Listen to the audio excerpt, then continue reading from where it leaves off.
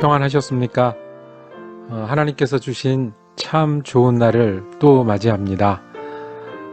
캐롤이 끊이지 않는 어린아이와 같이 되는 한 주간인데요.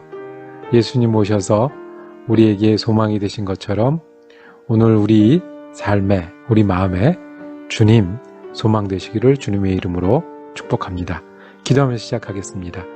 사랑과 은혜가 많으신 아버지 하나님, 땅을 보면 힘들고 땅을 보면 어두워도 우리 가운데 오신 예수님을 기억할 때마다 우리가 감사하며 찬양하게 됩니다. 주님 은혜를 감사합니다. 그 은혜를 힘입어 오늘 하루를 지내기를 원합니다. 주님 앞서가시며 우리를 인도하여 주시옵소서. 우리의 마음과 생각을 지켜 주시옵소서. 특별히 육신이 힘들어 기도하는 기도를 들어주시고 코로나를 겪으면서 여러 가지 경제적, 인간적으로 어려운 많은 순간들 주님 붙들고 이겨낼 수 있도록 오늘 우리에게 힘과 은혜가 되어 주시옵소서. 성탄절이 있는 주간에 사랑의 말씀인 요한일서를 보게 하셨사오니 말씀의 능력으로 사는 하루 될 수 있도록 축복하여 주시옵소서. 우리 주 예수 그리스도 이름으로 기도드립니다. 아멘. 오늘 우리가 함께 읽으실 성경 한 장은 요한 1서 2장 말씀입니다. 그 중에 9절에서 11절까지의 말씀을 받들어 읽겠습니다. 빛 가운데 있다 하면서 그 형제를 미워하는 자는 지금까지 어둠에 있는 자요, 그의 형제를 사랑하는 자는 빛 가운데 거하여 자기 속에 거리낌이 없으나 그의 형제를 미워하는 자는 어둠에 있고 또 어둠에 행하며 갈 곳을 알지 못하나니 이는 그 어둠이 그의 눈을 멀게 하였습니다. 아멘. 오늘 요한 1서 2장 말씀을 묵상하실 때 그 제목을 예수를 믿으니 나는 할 수 있습니다. 좀 길죠? 예수를 믿으니 나는 할 수 있습니다. 라는 제목으로 은혜 나누기를 원합니다.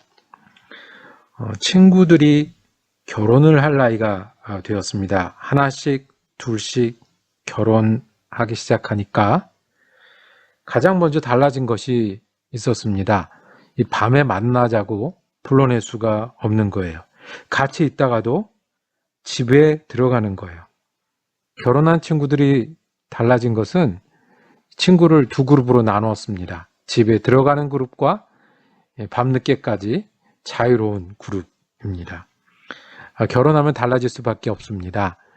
결혼의 본질이 그건 아니지만 결혼한 사람들은 집에 들어갑니다.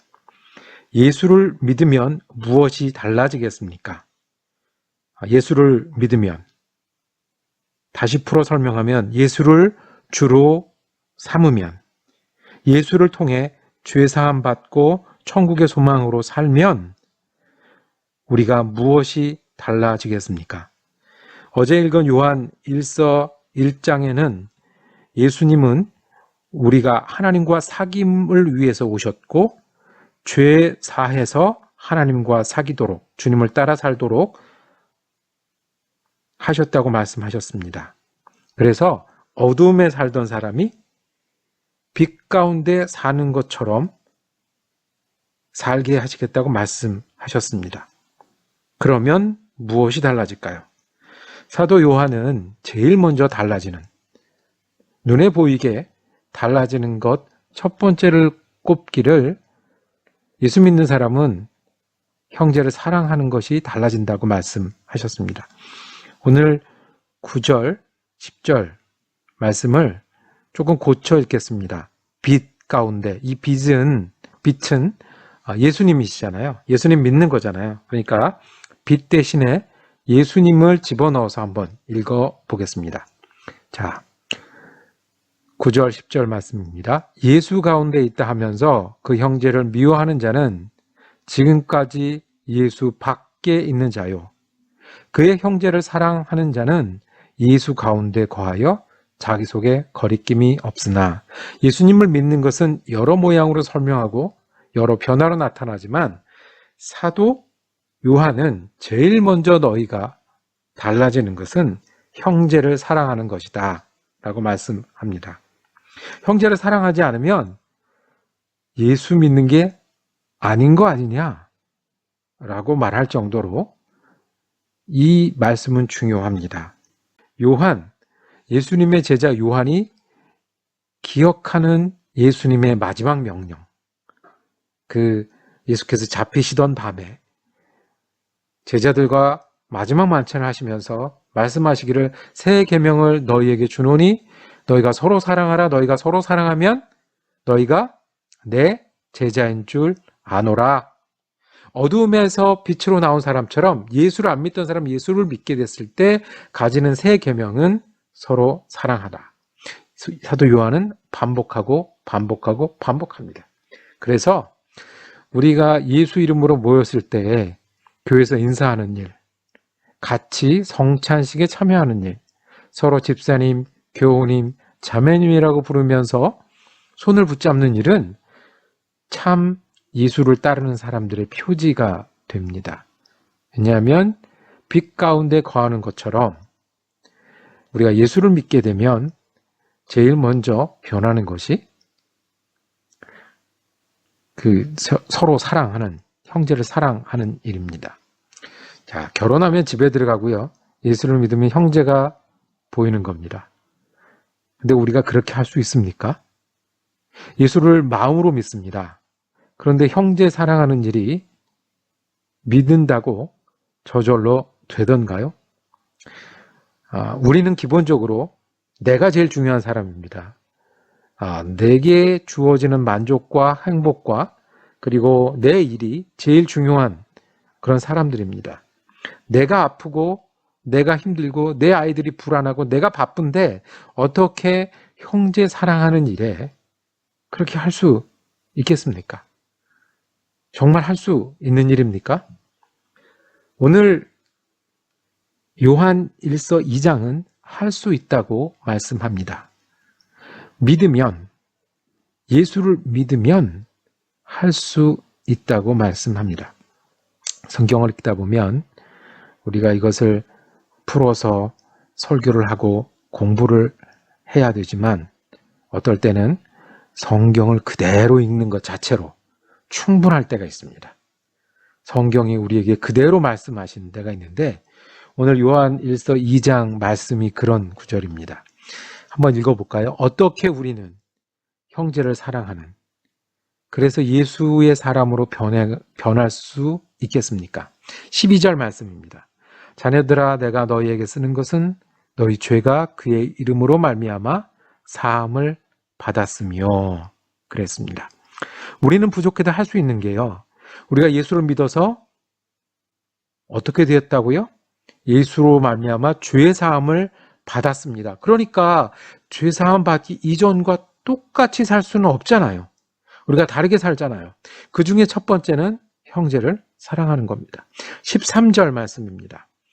그대로 또 읽겠습니다. 아비들아, 내가 너희에게 쓰는 것은 너희가 태초부터 계신 이를 알았으며. 태초부터 계신 이가 누굽니까? 예수님이시죠. 예수님이 태초부터 계신 하나님이셨고 하나님이 우리에게 오셨고 우리에게 구원을 열어주셨습니다. 그래서 예수 믿으면 구원 받습니다. 그걸 아는 거예요. 알았는데 모르는 사람처럼 살 수 없잖아요. 아는 사람과 모르는 사람이 다른 게 뭐예요? 아는 사람은 새 계명이 있어요.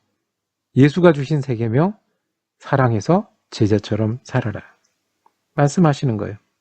이어서 읽겠습니다. 청년들아, 내가 너희에게 쓰는 것은 너희가 악한 자를 이기었습니다. 악한 자가 뭐겠습니까?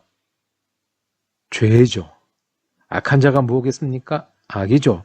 죄를 짓게 하는, 악을 행하게 하는 그 악한 자를 우리가 이겼어요. 우리가 이긴 게 아니라 우리가 예수를 믿음으로 이것을 이겨냈어요. 우리는 주님을 믿는 사람이잖아요. 그런데 악한 자의 진 사람처럼 살 수는 없잖아요.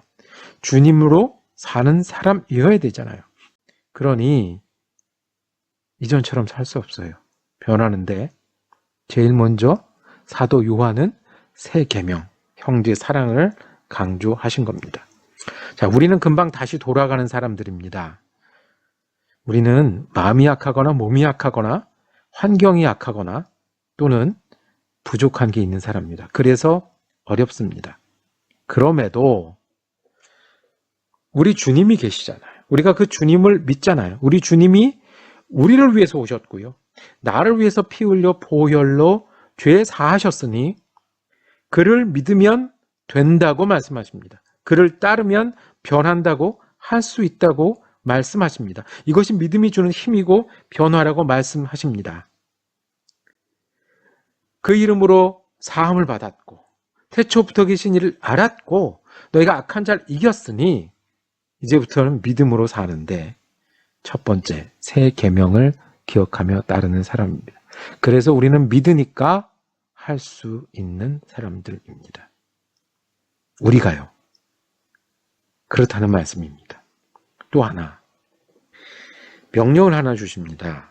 또 그대로 성경을 15절부터 읽어나가겠습니다. 이 세상이나 세상에 있는 것들을 사랑하지 말라. 누구든지 세상을 사랑하면 아버지의 사랑이 그 안에 있지 아니하니 그랬습니다. 세상을 사랑하지 말고 아버지의 사랑이 그 안에 있게 하라는 거예요. 여러분들 마음이 어디에 있습니까? 여러분들 성격이 어디에 있습니까? 여러분들의 절망이나 여러분들의 과거나 여러분들의 경험이 어디 있습니까? 이제 내가 예수를 믿게 되었는데 어떤 분들은 가슴에도 있고 머리에도 있고 몸에도 있고 크기가 전부 조금씩 다른데요. 내가 예수를 믿게 되었는데 뭐가 되냐면 세상을 사랑하는 걸로 이걸 채우면 뭐가 없다고요? 하나님의 사랑이 들어올 틈이 없다는 거예요. 내가 세상에 있는 걸 밀어내고 하나님에 대한 믿음으로 채우면 거기는 아버지의 사랑이 우리 가운데 거한다는 거예요. 그러니 이제 우리가 해야 될 게 있어요. 여러분들의 성격에, 여러분들의 절망에, 여러분들의 경험에, 여러분들의 눈물에, 여러분들의 소원에, 여러분들의 마음에 세상을 사랑하는 것으로 채우든지 아니면 아버지의 사랑으로 채우든지 결정하라는 거예요. 어떻게 결정을 하는 겁니까? 세상 말고 아버지 사랑으로 채우라고 말씀합니다. 16절, 17절을 그냥 읽겠습니다. 이는 세상에 있는 모든 것이 육신의 정욕과 안목의 정욕과 이생의 자랑이니 다 아버지께로부터 온 것이 아니오 세상으로부터 온 것이라. 이 세상도 그 정욕도 지나가되 오직 하나님의 뜻을 행하는 자는 영원히 거하느니라. 세상 걱정과 방법대로 살든지 아니면 정말로 예수님이 살아계시고 내 구주가 되시고 나를 바꾸시고 나의 힘이 되시는 것, 지금 이 안에 살아계신 걸 믿고 살든지 둘 중에 하나를 하라고. 세상을 밀어내고 하나님 사랑으로 채우라고 말씀하십니다. 말씀 정리하면서요. 결혼하면 집에 들어가더라고요. 예수를 믿으면 형제들이 보이고 사랑하게 된다는 겁니다. 어떻게 우리에게 가능합니까? 우리가 예수를 믿으니 가능합니다.